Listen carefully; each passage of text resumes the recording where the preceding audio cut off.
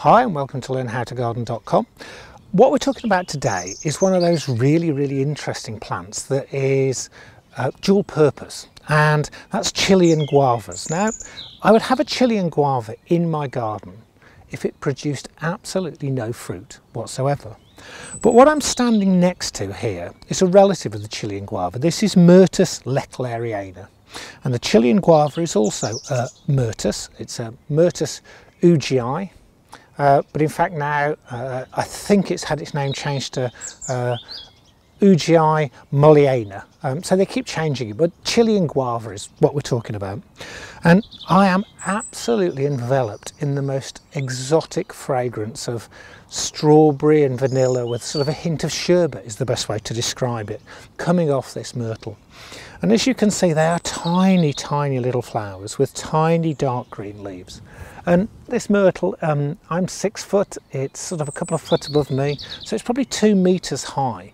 But this one is about 9 years old. In your garden, Chilean guavas, probably after 5 years, are going to be about 1 meter square. And Chilean guavas are interesting in that what they will do is they'll grow as a really quite neat little bush, and I've got one here in a 3-litre pot. You've got these beautiful dark green flowers. The new growth has a slight bronze tinge to it, and in a couple of weeks what will happen is this will start to flower with very similar flowers to the leclerariana, and it will be as scented. So you could grow this purely for its scented flowers, and if you don't have a fruit garden it would look fantastic against a south facing wall, or you can grow it just in a flower border for that scent. But what's really interesting is that come the end of the year, come the end of autumn and the beginning of winter, it'll produce deep red carmine berries about the size of a cranberry, and they have this wonderful flavour. It's quite unique, and it does have that sort of sherbety, strawberry, almost bubblegummy flavour to it. It was Queen Victoria's favourite. She used to have these shipped from southwest England, from Cornwall, up to the palace. It makes a great jam. The Spanish tend to combine it with membrillo. They actually make a membrillo using both this and quince.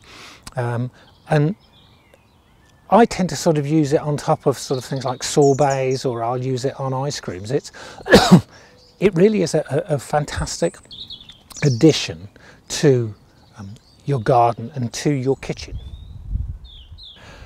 I'm now down in my fruit garden. Now, 14 months ago this was just a pony paddock, so it's a very new garden, but it's already starting to feel established with the gooseberries and the black currants, and some of the trees are really starting to put on growth this year. But we have 4 beds which we grow flowers in at the edge of the actual fruit garden, and in the corner of each of those beds we're going to use the guava to define those 4 corners, so that you'll walk between the guavas, it'll bring you into the garden.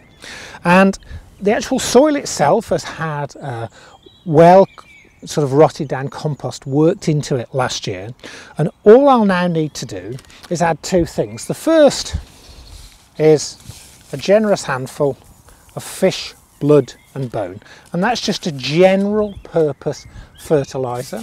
It's organic, it's slow release, and that will get the plant off to the best possible start.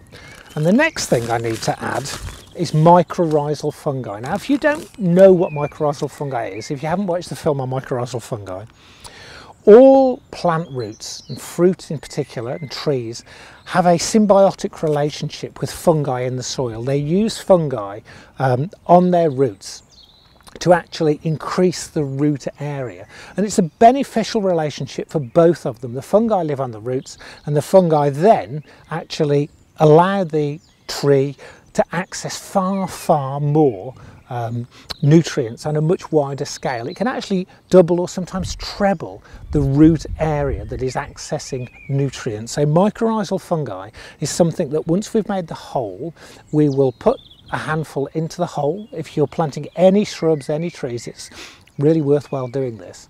And we'll just pop in the guava.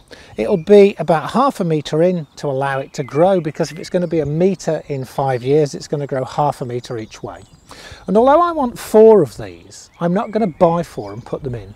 It takes really easy from semi-hardwood cuttings, so in about a month's time, in May, the end of May, when these new growths are quite long, I'll actually use some of those for cuttings. But what's even easier with a guava, you can layer it, and layering is a technique whereby once the actual guava is planted, these low-hanging branches will be very close to the floor.